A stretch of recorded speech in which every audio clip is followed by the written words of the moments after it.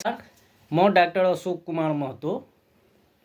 म आफ्नो क्लिनिकल प्र्याक्टिसमा बिरामीहरूबाट जे अनुभव गरिरहेको हुन्छु वा बिरामीहरूले जहाँ जहाँ गल्ती गरिराख्नु भएको हुन्छ त्यही कुराहरूलाई समेटेर त्यस्तै अर्का बिरामीहरूलाई, त्यस्तै प्रकारको अरू बिरामीहरूलाई सजग बनाउनको लागि भिडियो मार्फत सन्देश दिइरहेको हुन्छु।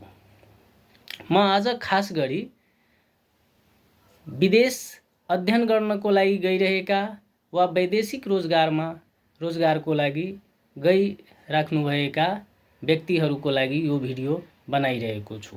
हरेक महिना 2-4 जना यस्तो बिरामीहरूको मलद्वार सम्बन्धी बिरामीहरूको उपचार गर्छु जुन बिरामीहरूलाई नेपालमा हुँदै थाहा हुन्छ कि उहाँलाई मलद्वारमा कुनै समस्या छ, तर उहाँहरू त्यो रोगको चेक जाँच नगरिकन उपचार नगरिकन विदेश गइहाल्नुहुन्छ।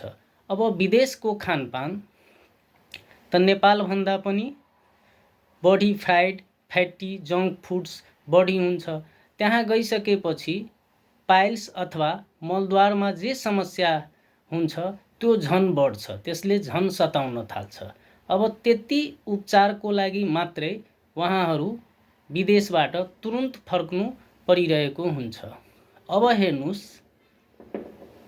त्यो क्रममा उहाँहरूलाई उपचारमा लाग्ने खर्चभन्दा कैयौँ गुणा बढी खर्च आवत जावत आदिमा भइरहेको हुन्छ।